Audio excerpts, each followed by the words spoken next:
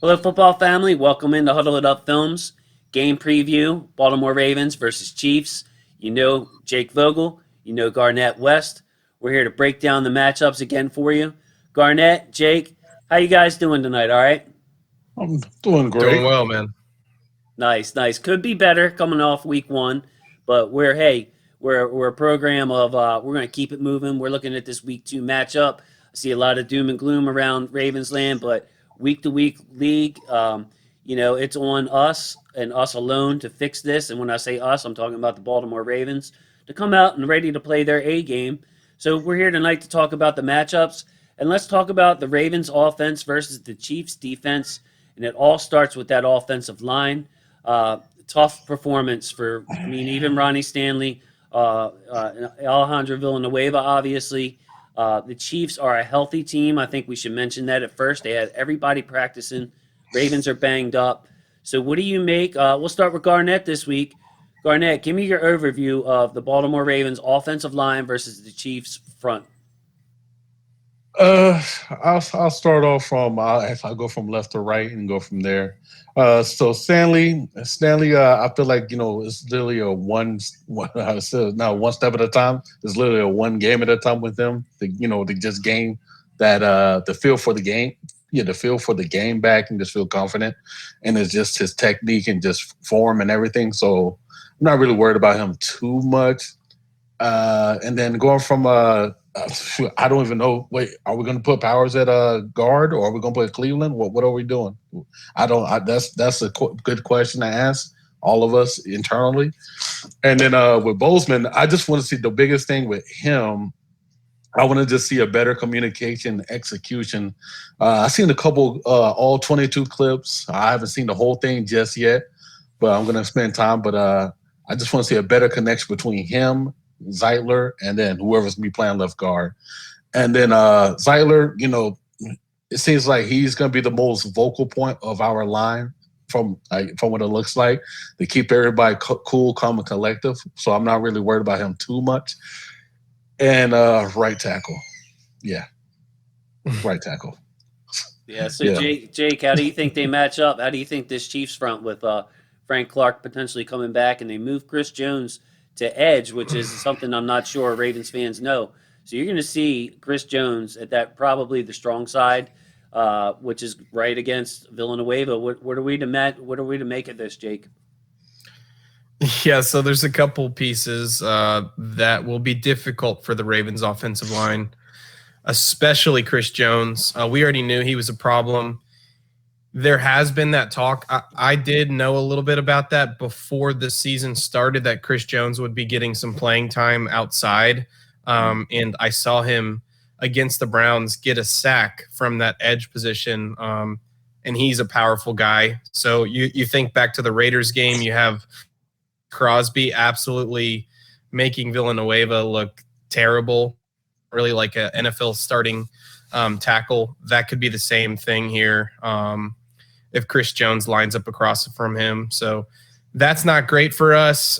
Stanley should get better as the year goes on. We know he's a great tackle. He's still recovering from the injury, and he let up a number of pressures in the game against the Raiders. But other than that, I'm not too worried about the defensive line for the Chiefs. They are more so a balanced roster, but not a star-studded unit apart from a few guys. Tyrann Mathieu, I'm not sure if he's going to play in this game. He was not in the first one. And you already mentioned their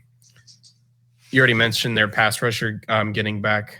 Frank Clark, right? Yeah, Frank Clark coming back. But Garnett, Clark. Garnett, I'm going to kick it back to you. What is your concern level as far as on this line? Can we do better than we did against the Raiders? When you're talking about Villanueva, I'm going to focus on these tackles. Villanueva obviously learning a new position, but it didn't matter who the Raiders put over there. He was overmatched. He was uprooted. He's going against a strong individual over there in Chris Jones. Can Stanley and Villanueva at least have a passable effort to allow us to run our offense? Jason, I think we do have a chance to run our offense, but our offense needs to change up a little bit. I think Jason, I think all of us, gentlemen, we're going to be saying this literally every week. Up tempo offense, no huddle. We're going to be keep on saying this until it happens, gentlemen, and that's what we need to do. Because the fact that like you're going against, Georgia's finest over there, Chris Jones and stuff, and the fact that like you have to get these guys tired. Like you have to put them in positions where they get tired, they're going to get complacent. And then next thing you know, we do our pistol, our read option, or our counter bash, and guess what? They're so tired and complacent that they're not gonna be able to catch it, or a play action, or something like that can happen. So I feel like I feel it's up to the coaching staff. That's how I'm viewing it. That's how I look at it, I guys. love that idea. I love that idea. So, make you up for it with coaching. I was even going to mention having Tomlinson in this game. He didn't play too much, but Eric Right. Tomlinson, until Nick Boyle gets back, like I'm really looking forward to Nick Boyle coming back after what I saw to give Villanueva some help to chip on that side. Jake, any final thoughts on the offensive line of the Ravens versus the defensive line, the Chiefs, before we move on to another position group? Absolutely. So for me, I just like to see a little bit more balance in the offense. We got away from the run in the second half of the Raiders game. It didn't make a ton of sense to me, considering how poorly our tackles were playing. Just constantly putting those guys in the pass set instead of being the aggressors in the run game. I'd like to see a little bit of that change. Hopefully we can get the ground game going and give some confidence back to Tyson Williams, who started the game really strong but had some trouble in pass protection. There you go. So let's transition to those running backs. Tyson will be in there again. Latavius Murray, we know. Who knows? Maybe this is with the cutting of Trenton Cannon. It seems that Le'Veon Bell is going to be ready to go against his former team. When I look at the linebacker group for KC, not an overwhelming group, not a bad group, but not an overwhelming group. You have Anthony Hitchens and Nick Bolton. Nick Bolton's more of the run stuffer. They bring in a third down linebacker at times. How do you look at the matchup between? Actually, I just want to ask you about Tyson and concentrate on our guys. Tyson, Latavius Murray, Le'Veon Bell. Jake, we'll start with you on this one, and Garnett, please pick them up. Yes, sir. Yeah, so I was impressed with Tyson. He looked like a really strong player in the first half of the game. I think he has the most juice out of those running backs that we have in our room right now. Latavius still has a chance to kind of take that lead role. It's just going to take a little bit of time for him to get that playbook down and get some comfortability within the offense and with Lamar. I think some of the issue that he had in terms of his reads, he just looked behind the eight ball compared to Tyson in that one. And Lev Bell should be a nice receiving option if we want to use him that way. I'm not sure how much he's going to do on the ground. Yeah. Yeah, you hit it right on the head with all three of those guys, like starting with Tyson Wallace. I'm still confused. I know why. I'm not really confused. Let me take that back. I know why he got pulled. It's just a couple of things with the mesh point that we talked about last week. And then also the swing route or the banana route, wherever you want to call it. I call it banana route where I came from, where he didn't continue the route going out, which Right.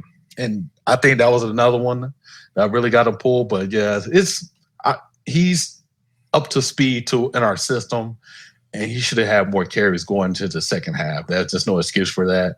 You just got to, in this situation, you got to take your losses and you got to take your wins and your losses at sometimes. But when it comes to Latavius, like you just said, Jake, you hit it right on the head. He just needs more time in the system. You can't expect a man that just came from literally just, from another team, one from this team to another team, and just expect him to just pick it up and just understand what he's looking at when he's running the ball. You know what I mean? I know running backs got vision, but they ain't got supervision like that. That's crazy. And when it comes to Lev Bell, I would love to see him in the third downs. One thing that Lev Bell is really known for, which is not discussed a lot, is his pass pro. He picks up blocks tremendously, and then also you put him in the motion out the backfield, and you literally, man, good luck trying to cover him. I'm very confident that he still have the cutting ability to run nice routes and has the hands to catch. Yeah, I love the analysis, and also I want people out there to know that both Jake and Garnett, and myself, I'll throw in there, we're not excuse makers. There's just some practical reasons here, like what we talked about with Stanley and Villanueva, and they touched on it with Tyson. He also had a fumble that went out of bounds. So you were looking at 3 negative plays for basically a first-year player, which kind of scared Harbaugh. I think you should have trusted him, kept running him out there. A pass pro mistake, like you said, something that disappointed me because Tyson looked so good in pass pro in the preseason. Right. But the thing that excites me about this group is that they are going to get better. Latavius Murray, obvious, just like Garnett said, brand new to the system. He probably only had a handful of plays, 5 to 10 plays that they were comfortable running him as he learned the system. And then Le'Veon Bell, this is the part that I'm most excited about, actually, from this standpoint. Now, if you put Pat Ricard in, I'll use Ricard as an example. Boyle's going to be another one when he comes back. And you look at that formation with Le'Veon Bell, it's like, okay, they got 2 tight ends. Andrews is on the field too. They got 2 tight ends. They got 1 running back. We got to put our heavy personnel in. And then you take and you switch Ricard and Bell, or Boyle and Bell, and you flex Bell out to that slot and use Ricard to protect your passer. Now, all of a sudden, that matchup is Le'Veon Bell on the linebacker that you plan to have covering your Nick Boyle or your Pat Ricard. So that's how I really want to see him be used in this game. If Le'Veon Bell is out there, you want to use him to run the ball, that's fine. You want to use him to pass protect, that's fine. But I'm, urging, I would be, if I was Roman, I would want a handful of plays where we run that pre-snap motion at the last second, flex him out, see who covers him, and just let Le'Veon work out there. What do you think about that, Garnett? Man, that is beautiful. I would love that, just to have that added protection with Ricard. That would be awesome. And one of my biggest favorite things with our offense as well is really the motioning to empty sets. Because perfect example, we do it all the time with JK comes out the backfield, he goes in the slot, does his thing. That's 2 indicators that you can get. Either it's gonna be a man or zone, so that's identifying your defense. And then that's allowing Lamar to make decisions right there on the dime. And then also, excuse my language, but the linebackers put in a oh shit situation like it's me and Lamar. Like, and I'm 99.9% Lamar is going to win that. Yep. Go ahead, Jake. Yeah, you guys hit it on the head. That just sounds like the perfect utilization of Le'Veon. It's a great way to identify the defense and put them in a pickle. I mean, you're talking about the difference between covering like a Nick Boyle, an Eric Tomlinson, a Patrick Ricard, and then flip that to Le'Veon Bell. And I mean, the defender's not going to be so happy about that switch. Yes. Yeah. Yep. So, one of the bright spots of the game to me was the wide receivers.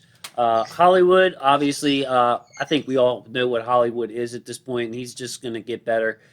Entering year 3, used to be a breakout year where everybody considered. And especially with Hollywood, even though he was ready, this was his first full offseason. He showed up. He looked quick. He looked explosive. Would have liked to got him involved even more than he was. But I believe he caught all 6 of his targets. Great game for Hollywood. On the other hand, Sammy Watkins was what excited me the most. The way we use Sammy, just an obvious upgrade to me over what we have been working with this year.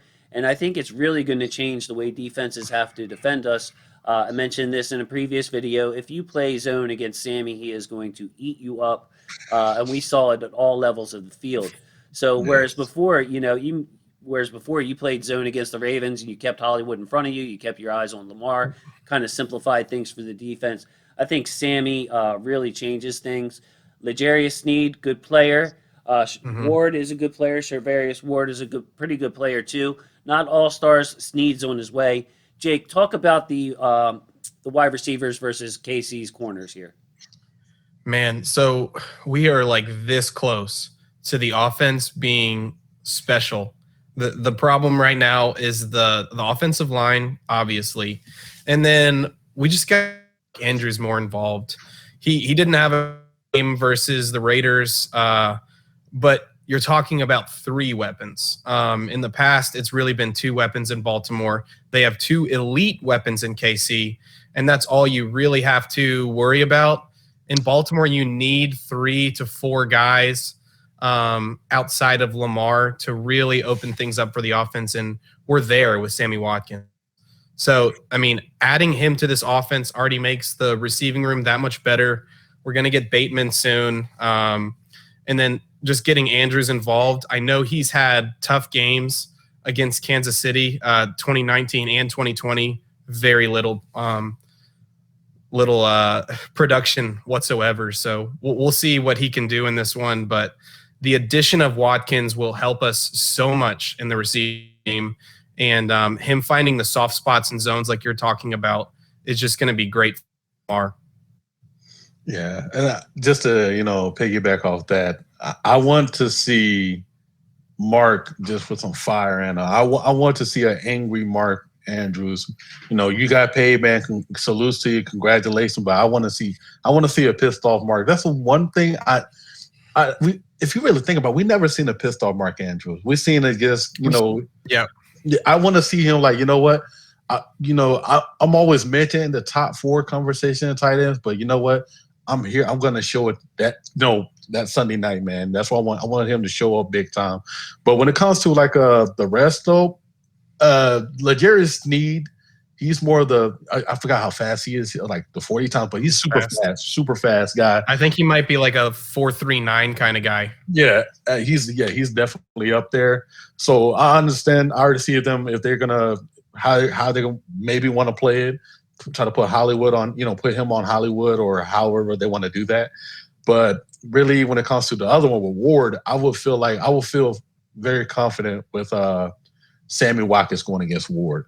But when it comes to the third option, in all honesty, I would like to see either Duvernay, Prochet. Like this game is so perfect for a third receiver to come out the woodworks, because how the Browns did with Schwartz, they did not see that coming. And I want that same situation for us, but we just got to see.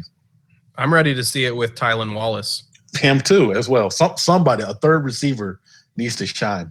Good point. Go ahead, there. Jay. Well, yeah, Anthony Schwartz just caught them by surprise, and his speed was something else. But I was disappointed, obviously, being a big James Prochet II fan, that he wasn't involved against the Raiders, because it just seemed like it was set up pretty good for him, because we were having so much problems protecting our edges on the offensive line. So why not have some use Prochet's quickness and his hands to keep the chains moving? We didn't see it. We saw more Duvernay, which was good. I want to it's hard to say, well, I want this guy involved. I want that guy involved. I want that guy involved.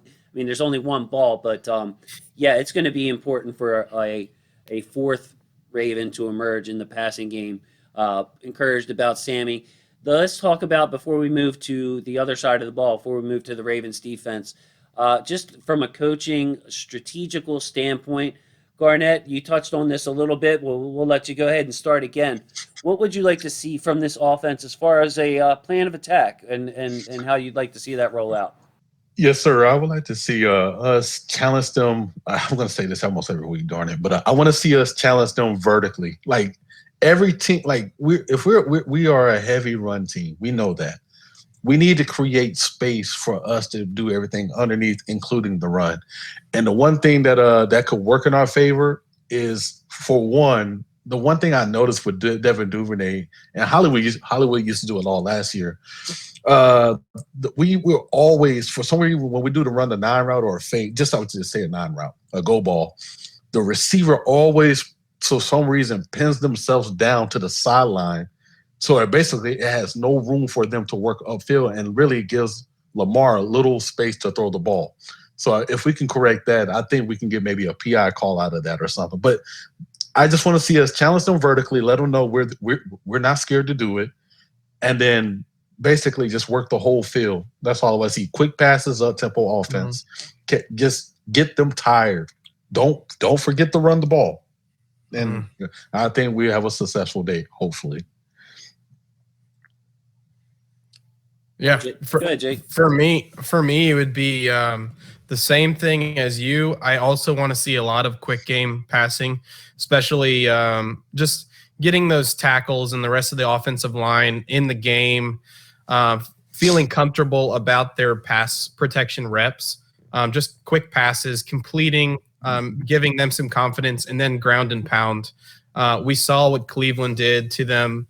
I mean, Nick Chubb's a beast in his own right, but he was averaging plenty of yards per carry. I think at one point it was ridiculous in that game. The Ravens don't have the same running backs that they would prior to the season going into this one, which is really disappointing. But Tyson Williams, Latavius Murray, Le'Veon Bell, I don't know if Freeman's going to be active, but whoever is in there, just feeding them the ball, getting some nice blocks up there, and it'll be interesting to see who we have in at left guard, because if it's my guy, Ben Cleveland, I feel like we might have a little bit more push on that left side, especially in run blocking. Yeah, Powers did well, and yeah, he did. Powers did well. Tyree Phillips did better. I mean, I was glad to hear. It looks like Tyree is going to come back at some point this season, which is great for him. He might be our right tackle before long, which is something that I was kicking myself over here because I kept saying, leave the man at right tackle. He might be your best right tackle. We're going to be fine at left guard. I think we showed that with Powers, Cleveland. But from an offensive strategy standpoint, there are two things that I want to focus on. And the first one is to just get back to the good old-fashioned read option to the right, to the strong side. And here's the reason I'm saying that for this game. Number one, I think it's going to make it easier on the running backs. The mesh point is going to be critical and key. I think that's something that will be focused on. Tyson has an extra week. Tyson should be good with that. It was I think it was a little overblown. It was one blown mesh point. You're going to see that from time to time with the read option. But with Frank Clark on the strong side, I would love to just see him be the unblocked guy, being a inside defensive lineman for up until this year, a bigger guy. I don't think there's any way that he can contain Lamar to the edge. And if he stays home too much, that's really going to open up a big cutback lane for Tyson. So let's go a little bit of old school on this one, in my opinion, in the run game. Let's hit them with that read option and make them really overplay it. And then in the pass game, I want to use Sammy Watkins early and often to just give them something to think about. We know they're going to concentrate on Andrews. Lamar talked about in his press conference how he was being triple teamed. I mean, he said it kind of facetiously, but there's going to be Andrews going to have attention paid to him. Hollywood's going to have attention paid to him. He's going to have a pretty good fast corner on Snead. So let's use Sammy Watkins. I'm not going to get my hopes up for Prochet the second again or for Duvernay again. But if I can just get a heavily targeted Sammy Watkins early and some old-fashioned read option early, let's see where we stand with the base of this offense. Anything else to add, guys? You hit it right on the spot. Yeah. Okay. Well, let's move to the defensive side of the ball. An uneven, at best, effort for the Ravens versus the Raiders. We saw a lot of good, but we also saw a lot of bad. We saw what looked to me like a tired team at the end. Like Marlon really, I think we stressed the heck out of Marlon in this game and asked him to plug wherever we thought the ball was going. And we were pretty right about where the ball was going. We put Marlon over there, Waller, Renfro, wherever the holes were. But we're going to start on the line. Sorry for straying away there, guys. Ravens defensive line. Now, the Chiefs actually have 3 rookies starting for them on this line. Creed Humphrey, great draft prospect. Trey Smith, a big guard. How do you think that the Ravens are going to match up on the defensive line? Looks like Derek Wolf's going to be out again, guys. I can't imagine him coming back and playing a big role. So, Jake, I think it's your turn to start on this. Ravens O-line, KC D-line. Or I think you mean flipped there. I'm sorry. Yes, I'm talking about the Kansas City O-line versus the Ravens D-line. Yes. Yeah. So I think the veteran nature of our defensive line will help us versus those rookies. Those guys played pretty well versus Cleveland, and they have a really nice front. But Calais Campbell's a monster. He is going to wreck a couple plays in this game. Justin Madubuike didn't do a ton that caught my eye in the first game, but I think he was close. So it'll be interesting to see if he can get to the quarterback at all. Pressuring Mahomes from the interior would be special. It would be very, very good because he's one of those guys that can escape. He's not Lamar fast, but he has it. So getting Madubuike, getting Campbell involved, and then moving McPhee inside. And I liked the way that Ferguson played for the most part as well. So getting those edge rushers and the interior working in unison will be key in this one. Right. And yeah, with that being said, man, I would like to see, I know we brought Jelly up, which is awesome, but I would like to see Broderick Washington in a heavier rotation as well. What I saw from him in that Carolina preseason game when I went to, and then so on and so forth after that when he played Washington, he's one of the guys that can literally penetrate and get back there and just cause havoc. And that could free up, say Queen shooting a A gap or something of that nature. But when it comes to our D line going against their offense, is interior push is the key. I said that last week when we played against the Raiders. If we don't get that, you can kiss the baby. I'm just going to keep it honest with you because the fact that Mahomes he's so smart and he's so agile with it as well. He'll 7-yard drop back or 5-yard drop back, immediately go in the pocket or go left or right. So he's literally helping out Zeus Jr. and then whoever, Nang, I don't know how to say that, the guy's name. Nang. Yeah, so he's basically helping out, the weakness of the tackles, which is so well. If I'm going to make you guys take the long way around, I'm going to step in the pocket. Mm-hmm. So it's so important and crucial for, let's say, Madubuike or, Calais Campbell or whoever's going to be in that interior to get home. But I think that Houston, I feel like he's going to do a couple things, I hope. That was his first home as in KC. Mm-hmm. So I think he'll bring a little something. And Elway, I think we'll hopefully do a lot more you can call them pick plays, but I guess stunts. I would like to see more stunts for Elway, but I think we have a chance to get there. But we just gotta be smart, read our keys, and just hustle. That's all I can say. Couple of things for me on this. I just did a show last night reviewing the game, and it was really tough with James Ogden, who was a great guest, by the way. If you guys haven't seen that out there, I highly suggest anybody that's watching this to go back and watch the analysis from James. Just a great show, but I was upset, and he kind of disagreed with me, but I was a little upset that Madubuike didn't play more. Campbell played almost twice as many snaps as Madubuike. Yes. And I looked at the mismatches on the inside as far as the inexperience, and I understand Calais has got every move in the book and is a technician, but I thought Madubuike could beat this guy off of his just quickness and speed. Now I look at Trey Smith at the right guard, guy I scouted heavily coming out because of the Ravens' maybe need at guard. Obviously, we got Ben Cleveland, which was great. Now, Trey Smith is a big, old-fashioned guard. He's a hard guy to move, and when I look at Madubuike's quickness off the snap, I think that this is an area that the Ravens could use to their advantage, meaning having Madubuike beat Trey Smith at that 3-tech on the strong side, let Calais handle and Broderick Washington handle their business from the end on the left side of the offense, right side of the defense. So, yes, I want to see Madubuike much more involved there, and I think this is a good time to transition to the edge rushers. Garnett, you mentioned, Zeus and Yang. Now, when I watched them against Cleveland, they both look like just oversized tackles who had problems moving in their kick step. This spells good news for Odafe and Justin Houston. Justin Houston played a ton, by the way, against the Raiders. I would like to see Odafe stay on that strong side a little bit more and not the rush end because of his ability to hold up at the point of attack and switch those guys back and forth, find the mismatch between the tackles.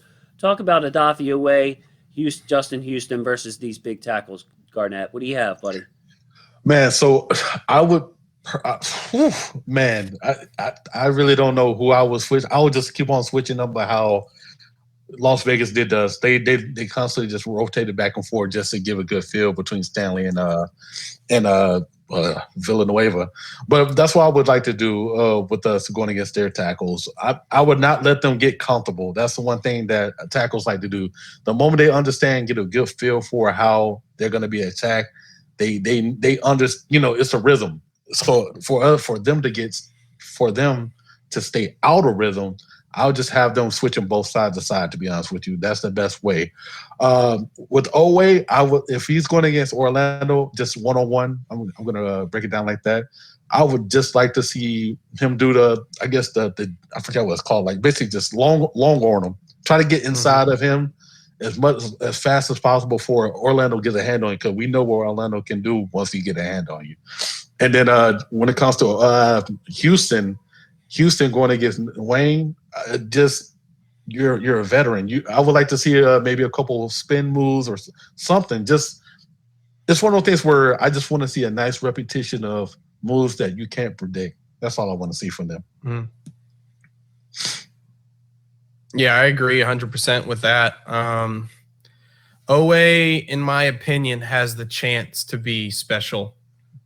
He didn't blow people's minds in week 1, but he was a good player.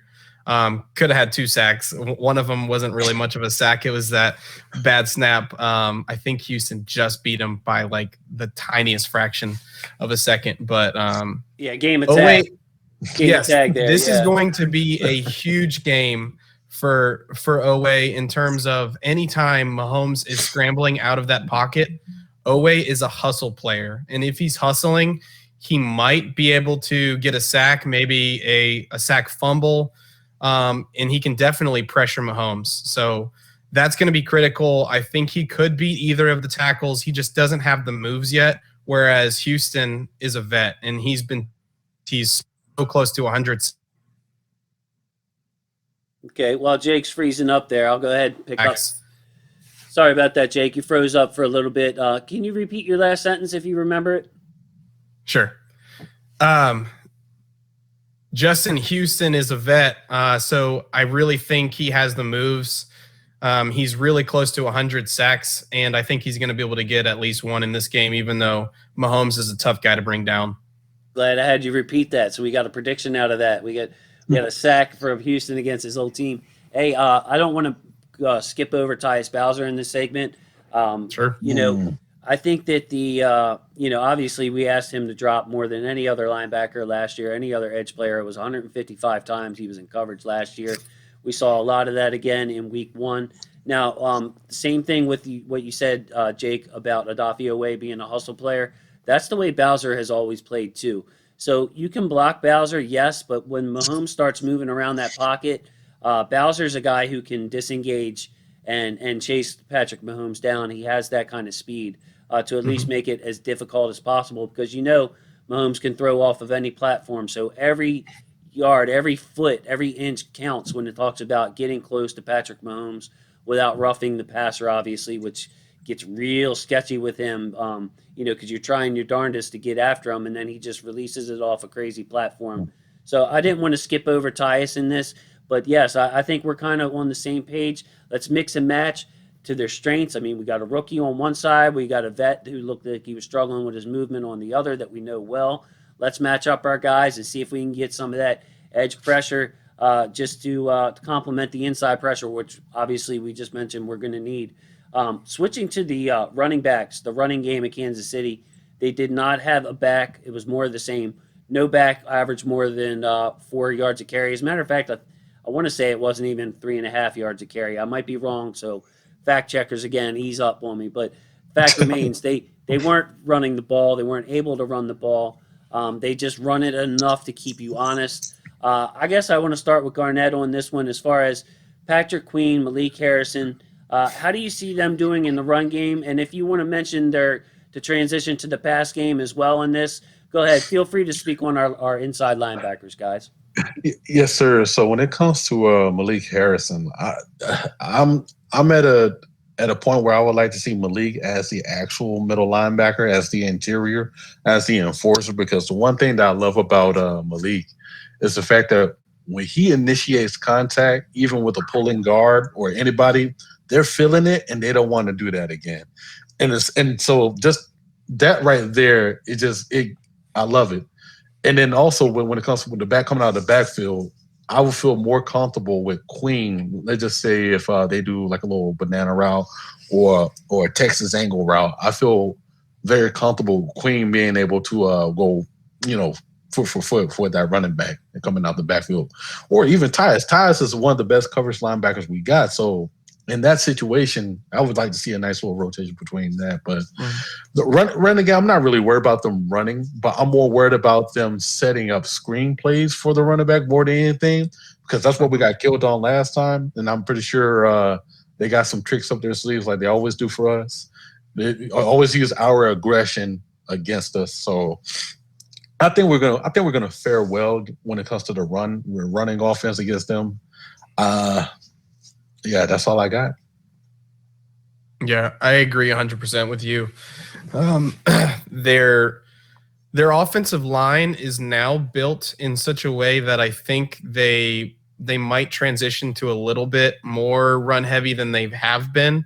But that does not mean they're going to run the ball well against us. I think it's the threat is really the passing game. The way that Andy Reid and Eric Bieniemy scheme that stuff up, it's going to be interesting. I guarantee they're going to throw a lot at Patrick Queen like they did last year. They're going to test him, Right. and it'll be critical to see how he responds. Hopefully, he is leaps and bounds better than he was last year. I think he has shown improvement already.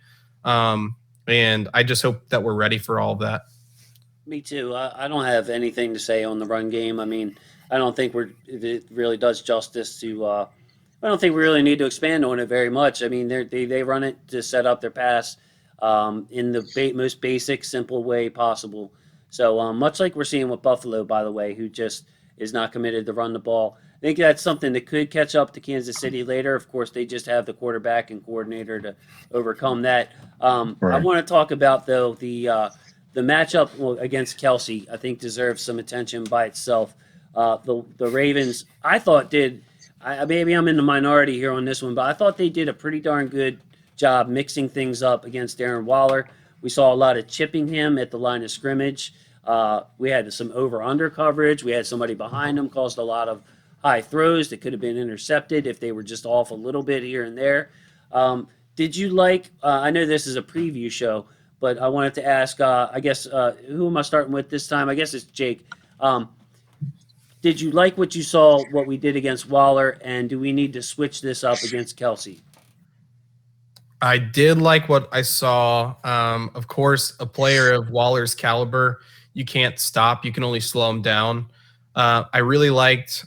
There was at least one play that I noticed McPhee jamming him at the line, but a lot of times when you have your playmaking tight end, you're going to put him in a bunch, or at least that's what the Raiders did, where he was off the line of scrimmage and he gets a free release. And if that's the case, it's really tough covering him. So I expect the Ravens to do something similar in this game against the Chiefs. They're going to use Westry, who I thought did a pretty good job, just didn't get his head around on that play against Brian Edwards, not Darren Waller near the end of the game. Gosh, it was on the sideline and so close. But I think we have a shot with Jimmy Smith if he comes back, Chris Westry, Brandon Stevens, and Marlon Humphrey to cover that big tight end and Travis Kelce.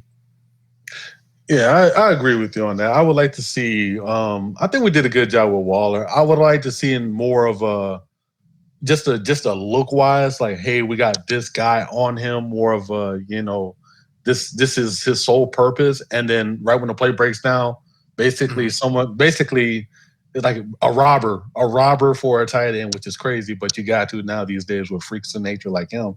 But I would like to see something like that, like the same way how we've done in the past against Kelsey with Jimmy Smith being healthy. I would like to see something like that as well. But I think the game plan should be very, I would say, this way how I explained this. I hope we have that one guy, particular, looking like that he's going to be the actual sole job is to get Kelsey.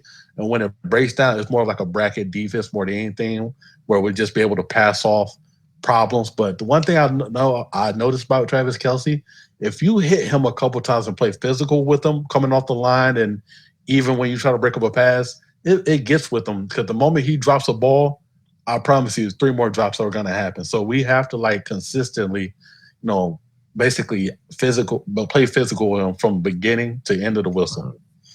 Very good. There's no great solution to this. I guess I just, you kind of have to pick your poison because Kelsey and Tyreek Hill are so good. So Right. I think this is another situation where you kind of have to mix and match and find out what's working. Now, Marlon Humphrey, how we're going to use them. I guess we transition to the corners and the wide receivers here. Do you stick Marlon Humphrey on Tyreek Hill like we've seen in the past? Averett is certainly fast enough to keep up with Tyreek Hill, but I mean, some of the throws in the chemistry that Hill and Mahomes have really require your top corner.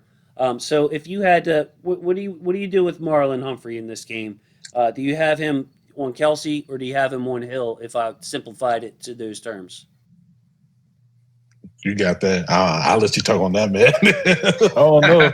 I'll let you. No good answer, man. No good answer. I think it's going to be a blend. They're not. I mean, the Ravens defense hardly ever sticks with one guy the whole game. It's not what Wink likes to do. Marlon is our best cover guy. So if the play looks like it's going to Kelsey, I hope Marlon's covering him.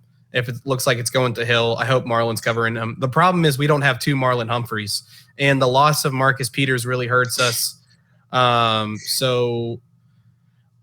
Honestly, this is one of those games where they can do some interesting stuff in the secondary. They can give safety help for both players on just certain plays. You can't do it all game because you're going to get eaten up. You're going to get destroyed. But if you time it out the right way, maybe Elliott is playing close to the line of scrimmage and then bails like we saw in the playoffs to help out versus a Tyreek Hill coverage. That's a possibility. And then the same thing can be said when bracketing Travis Kelsey. So there's no good way to stop those guys. You just do your best.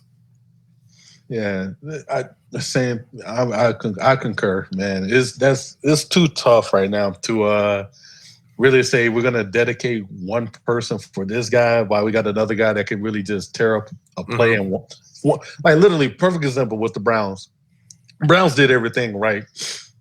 Mahomes scrambles right, throws a 75-yard bomb. Like, can we really get mad at Josh Johnson for not making that play? You really can't. So it's one of those things where you give up something and then you get something to give up something. So it's a real tricky thing, man. But when it comes to Hill, I would like to just see a bracketed defense or a bracket coverage on him, and then really specifically play Marlon on, let's just say Marlon or Chris Wesley or whoever feels confident enough to take that plate, step up to the plate and literally just Travis Kelsey. That'd be his number one priority. But at the same time, though, like I said, it's basically it looks one way, and hopefully we can bracket him as well inside as well. But yeah, man, it's gonna be tough regardless. Yeah, I'm with you guys on this. Ravens are going to mix and match. But if there was one thing I would say concrete or something that I would suggest, like I always like to do, even though they never do it, would be that leave Marlon on Tyreek. Leave Marlon on Tyreek until it's third down. Because on third down, who are they looking for? That's Travis Kelsey time. So first, second down, let's go ahead and show confidence in the best corner in football, in many people's opinion. Let him cover Tyreek, do the best he can, challenge Mahomes to make that throw, and then use Westry, Stevens. I thought Westry, if you would have asked me in the preseason, I would have said Brandon Stevens was a step ahead of him as a big coverage guy. But on Monday night, Westry looked like the better player in coverage, he really did. Garnett's guy showed up and showed out. Whereas Stevens was a little uneven, man, a little uneven for Stevens. Westry looked really good. So yeah, Yeah. I would say, let's just take away Tyreek and mix and match on Kelsey. If I had to put it in the most basic terms, even though we all know the Ravens are going to mix this up. So, anything final thoughts on the defense, on the Ravens defense versus the Kansas City offense? Garnett, you have anything else to add? Don't be out of position. That's like literally do not be the hero because you're probably not going to be the hero. That's the best way to put it. And also like just be ready for extended plays. That's the best way to put it. We played them 3 times in a row. They know us. We know them. Yeah, play disciplined for sure. If you're Wink, you have to have some tricks up your sleeve, but please do not overcommit. Do not overcommit your rushers. You have to leave some guys in coverage, especially versus that team. Yeah, that's what I'm thinking too. Let's try to get as much out of our rush as we can. I'd just like to see a basic 4-man rush in this game with Queen being the 5th. You know what I mean? Like you let Queen read that linebacker and let him come up the gut, as we saw what a great blitzer Queen is. I hope this is a theme that I keep repeating throughout the season. I think it really will be, because I was high on him last year. Every time he steps on the field, not just his quickness, speed, the way he disguises these blitzes, the way he can pick out a hole, the way he can change directions when he shoots through and the quarterback steps up to not just run past him and whiff. Like, Patrick Queen is excellent. So, if you want to blitz, I would say use Queen as your blitzer instead of opening up these massive holes that Mahomes is going to find and that Kansas City can exploit. So overall thoughts on the game. I'll start with Jake on this. We're going to wrap it up. So go ahead, Jake. What matchups are you looking for the most? What's the most important thing for the Ravens in this game? Both sides of the ball, anything you have. Yeah, so Sammy Watkins is going to be huge. We all touched on it earlier. Hollywood might have a tougher matchup considering how good of a player L'Jarius Sneed looks. Adafe Owe is going to be key as an outside linebacker, getting pressure on Mahomes and staying with him for an entire play anytime he is scrambling outside of the pocket. I'm looking forward to seeing what the running game can do in week 2 for Baltimore, stopping the screen game and the tricky plays that Andy Reid and Eric Bieniemy show us every single year. That's going to be key as well. And, it's never stopping Travis Kelce or stopping Tyreek Hill. It's slowing them down and just keeping the score close and then giving yourself a chance at the end. So that's what it's going to be for me. Yeah, for me, I'll start on the offensive side of the ball for us. I would just want to see first offensive line, just hopefully we gel together, communicate, be able to execute all in one, understand reads. Hopefully we don't have guys literally running into each other on the play, which is crazy. Like, it's just that shows how, a line really does need time to communicate and get better, So I start with that. That's stage 1. Stage 2 for it is just up-tempo offense. Greg, I'm not saying Greg needs to change up his playbook, but Greg, we need to be a little bit up-tempo. Don't, 50-50 balance, run the ball downhill, get them tired, fatigued, get the defense complacent, throw a couple bombs deep, hopefully that can tilt the field to us in our favor. If we don't catch it, we got a call or something. That plays huge. And just execute. That's all I got on offense. But in defense is just literally every snap counts. Like, we have interior push form. I'm going to leave the 4-man rush for you, Jason, because I know you're going to say it. So interior push, that's all I want to see. And the secondary, I think, is going to take care of itself. I would love to see Elliott. This is where Elliott can literally make his payday that Sunday night. Literally, I want to see an interception release from Elliott or Clark. Clark had a close one, but he dropped it. Yeah. But it's one of the things where it's one of the things, I don't know, I think you might have said it a while back, Jason, or somebody said it. It's like they're not super athletic, but they're really smart. So they always put themselves where they need to be, always at the right time. But at the same time, though, they need to go. Sometimes they need to take chances. If they know where it's going to go, just bait it out a little bit. See if you can come up with something. But that's the one thing I would like to see from our safeties, just in general. Just I want to see them be able to, maybe be a game changer for once. Maybe I'm just, stuck on my Reed days, but I just want to see something happen.